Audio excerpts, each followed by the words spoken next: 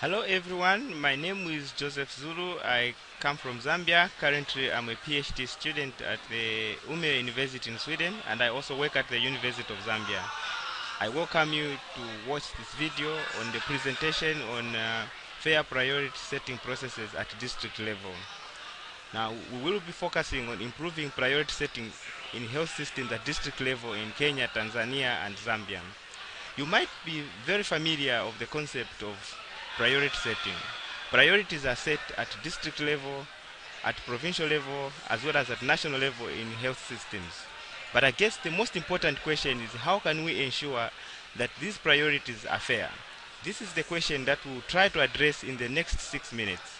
And how shall we do that?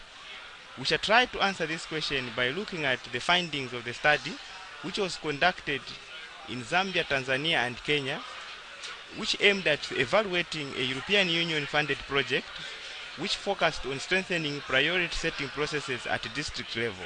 So one district was selected in each of the three countries. In Zambia it was Kaprimposhi district, Tanzania it was Mbarali district, and in Kenya it was Malindi district. Now, how was this project implemented? This project was done by researchers in the north who worked together with the researchers in the south. These people worked with the district health management teams in order to try and strengthen the priority setting process. Now, what was the first step? Before the project could be launched, we conducted a baseline survey to identify gaps in priority setting processes. So we interviewed managers in the districts and also NGOs that were responsible for providing health services regarding their perception with regards to priority setting processes at district level. What did we find? The majority of the people were not happy with the priority setting process. They indicated that the process was not very fair. And what were the problems that were identified? Three things were cited. The first thing was limited participation in priority setting process. They informed us that it was mainly top management that was responsible for setting priorities. The junior members of staff and other members from the community were not involved in the process. The second problem had to do with poor communication mechanisms once the priorities were set. So this meant that not many people were aware of what was going on in the districts. The third thing was lack of feedback mechanisms in an event that people were not happy with the priorities. Now, having identified these gaps, what did we do? We introduced 4 conditions, namely relevance, publicity, enforcement and leadership, appeal and revision. You may be interested in understanding how we interpreted these conditions in our project. For us, relevance emphasized that decisions should be based on the values of many stakeholders. So before a priority could be implemented, many people needed to agree that it really reflected their values and that was based on the principles or evidence, if they were evidence-based.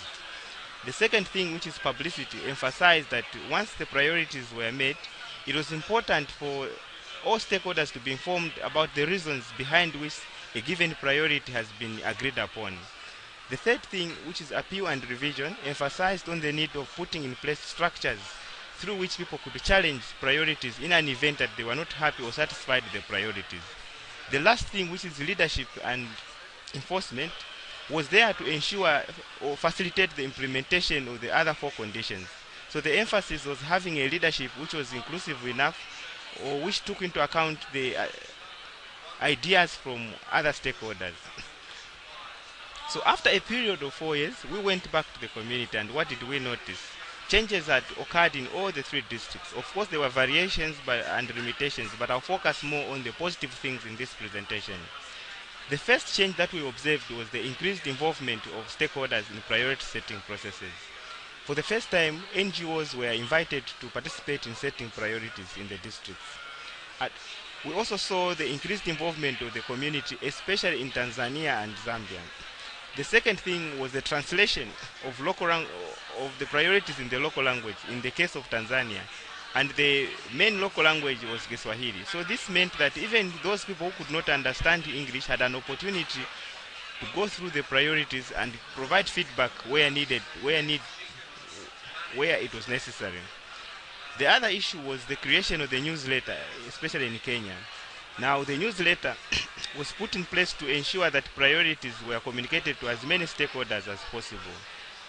With regards to appeal and revision, we saw the increased use of the suggestion box. So many people that were not happy with the priorities had an opportunity to challenge the priorities through use of suggestion box. Now, what are the implications of these findings?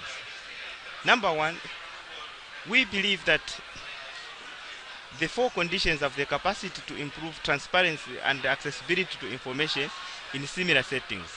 And because of this, there is also a potential to increase transparency and accountability with regards to not only making of priorities, but also implementation of priorities. And because of increased transparency and accessibility of information, and also the general view that many stakeholders need to be involved before a priority can be accepted, we believe that the four conditions have the potential to improve governance with regards to health systems and priority setting, as well as implementation of the priorities.